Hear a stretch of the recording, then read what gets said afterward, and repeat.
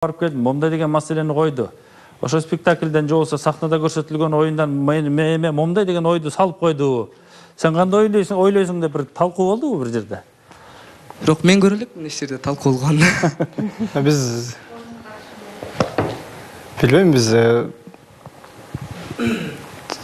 Филор менен чыккандан кийин талкууладык. Ичара. Ичара. Ондон бир, жүздөн бир болот эми. Жолго чейин. Андай бардыгы тең эмес. Мисалы мен Ал баягыдай окуя болуп калат да. Бала кезде театрдан, кинодон чыккандан кийин ошол кинонун башынан аягына чейин кайра бири-бирибизге айтып бергендей эле окуя болуп калышы мүмкүн да. Маселе башкаларга жайылтуу деген нерседе болуп атпайбы?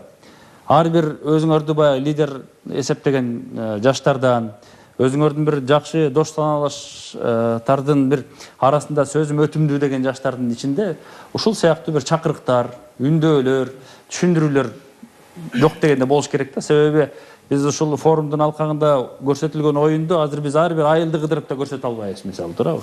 Же ар бир айылда жашап аткан жаштардын баарын чакырып келип отургузуп көрсөтө албай атабыз. Кеп ошондо болуп атат да, мына ушул жерде айтылган ойдун түпкүлүгү момунда, могуга чакырып атат. Сен экөөбүз момундай бололу, сиз үчөөбүз моорекиндей жумушту жасайлы, биз могул жолго түшсөк туура экен дегенди таңуулабай, анын башын оорутпай, ага акыл насаат үйрөтүп, өзүңдү акылдуу сезбей, жөнөкөй эле турмуштук мисал менен да жеткирүүнүн жолун издешибиз керек болот. Бара алабызбы ушуга чейин? Албетте деп ойлойм. Себеп дегенде бул жана биз форум өтөрү менен Мирлан Абдувалиевичке сунуштадык. Бул биз көрдүк да. Анан биз ошо сахнада көрүнүштү ошол бойдон биздин досторубузга жеткире алабызбы?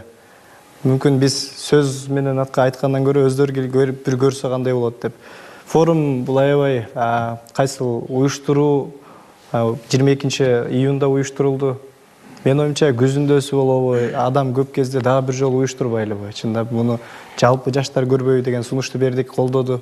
Себеп дегенде өзүңүз билесиз, аз каникулдап кетишти көпчүлүгү. Биякта шаарда калганыбызды барып көрдүк да. Бизде менин оюмча жыл президентибиз айткандай бул маданият, мыйман, адеп жылы деп белгиледик. Көп телевиденияда болобу, башка жактан болобу, бул жылга карата көп иш-чаралар өтүп атат. Көбүн эсе маданият тармагы жакшы көтөрүлүп, ошол эле көчмөндөр бурдагы жылы. Биякта ыр-кесилер, түркүн иш-чаралар болуп атат.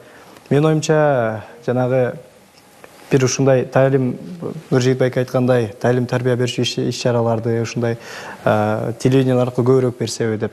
Кичинекей кезимде дайым айтамын да, ушул мен тайнем, анан кошунам, мен тайнем колунда чоңойгом, кошунабыздын баардыгы тең Тока аке, Айтыкул аке, жанагы чоң кары кишилер болчу. Анан алардын айткан сөздөрү бар эле. Бир нерсе болсо, бул өкмөттүкү деп коет эле да.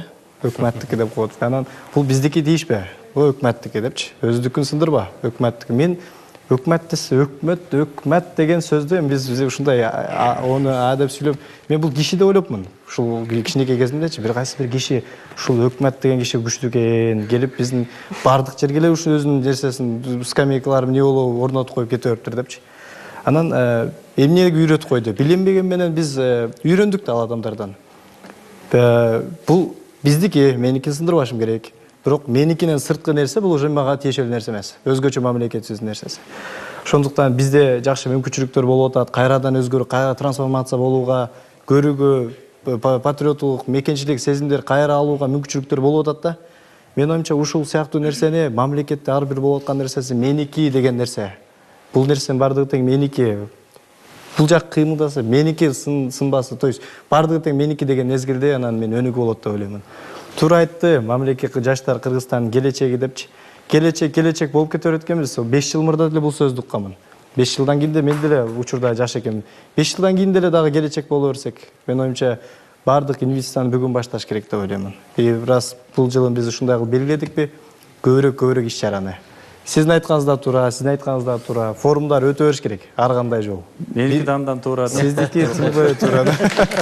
Эч кимди таарынтпай туруп. Бул турмуштук бир көрүнүшкө айландырыштын дагы жолу деп